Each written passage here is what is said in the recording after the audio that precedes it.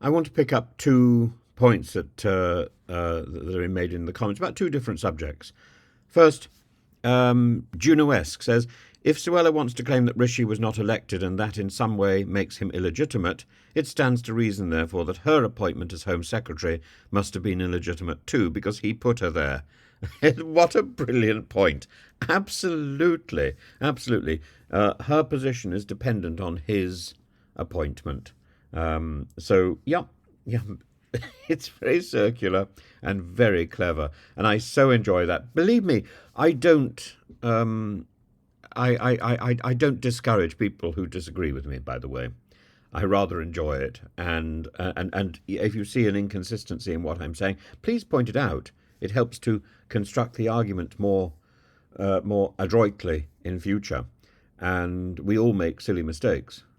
I'm afraid I try and cram in my videos between lessons, between bits of animation, between other things, and yeah, some of them are very much done on the hoof, and I certainly don't spend my time looking at my own content. I look at other people's content. I play other people's content sometimes while I'm working, and I read as many different newspapers, as many different sources as I possibly can, sometimes in languages I don't fully understand.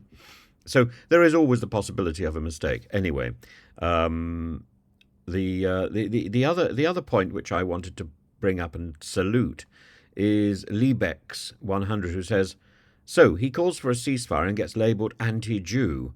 Now, I don't think it's anti-Semitic to call for a ceasefire. I don't think it's anti-Israeli to call for a ceasefire. I think it's simply virtue signalling at this stage and likely to be counterproductive. I think it's better to call for something which can build on the positivity of the moment. I think calling for more pauses, calling for more humanitarian routes out of the north of Gaza, ensuring that the south of Gaza is not bombed again. It was bombed yesterday. Outrageous, shocking. An area which the Israeli government says is supposedly safe. Nothing is safe in the Gaza Strip. It's like herding chickens from one end of the pen to the other. It's terrifying. And the only safety can be to allow boats in from the Mediterranean, to allow, much better from an Israeli point of view, to open the gates into Israel and admit refugees, monitor them, put them in hospital, do what you want, but get them out of the Gaza Strip into safety. And that is a humanitarian call. I think the best that we can do, marching, protesting, talking, is to call for peace and to call against war. I think to condemn the siege of Gaza is reasonable. I think to condemn the ground operation is reasonable. But to call for a ceasefire is to call for the implementation of a very specific legal device that may or may not lead to peace, and is almost certainly designed to provoke Netanyahu into more defiance. Netanyahu is not your friend, and Netanyahu does not represent all Israelis and does not represent all Jewish people. Netanyahu has been the subject of an investigation about fraud, and is still the subject of an investigation about fraud, and the object of serious protests about his judicial reforms himself. He is using this war as a way to shore up his political survival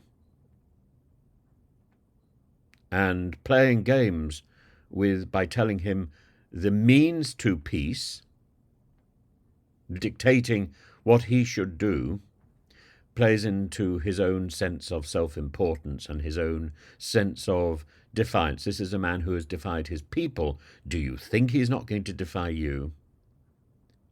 No. What one needs to do now is to paint in broad brushstrokes, call for peace, call against war, and slowly build in the details of the way to that, building on Netanyahu's own promises. He promised Rishi Sunak to open gates, not a gate, but gates. The plural word was used. So make him keep his promise. That is something to march for. That is something to demand. As I've said many times, I don't think marches do very much. They don't change the minds of governments today because governments have contained them. And governments are only too quick to speak out when they get out of control. I think marches breed frustration. There are better ways to get our views across in the 21st century. I think social media, I think even back to newspapers and mainstream media, these are the tools at our disposal, and they're very effective tools, by the way. We need to change the minds of people, and we need to bring people with us rather than turn people against us. It's not about division at the moment, it's about unity, and calling for unity of purpose rather than this group believes that group believes this, and we're very tribal. We shouldn't be tribal. There should be one single common thread, and peace should define it. Nobody wants war.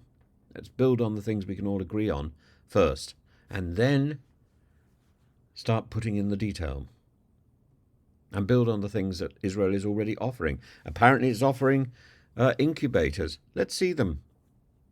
Apparently it's offering a route out of the hospital. Let's see it. And that route should lead to a gate, should it not?